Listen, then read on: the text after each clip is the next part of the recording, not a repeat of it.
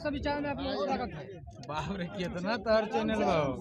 देखिए और खबर तलाई मशीन और फिल्म न्यूज और जेके ज्योति न्यूज सभी चैनल बाटे। तो गुंजन भैया शादी के आज साथ फेरा में बंधन बने जाते हैं, क्या कहो शादी के बारे में?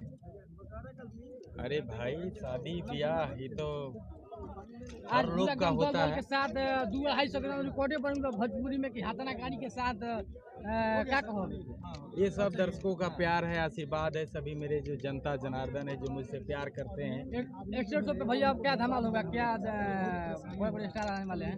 हाँ बहुत सारा धमाल होगा, बहुत सारे कलाकार हैं और मजा आएगा सभी को। शादी भी होगा और कार्यक्रम भी होगा, दोनों होगा। देख सकते हैं कि हमारे साथ अभी गुंजन भैया भी शादी के लिए रवाना हो रहे हैं और फॉर्च्यूनर में।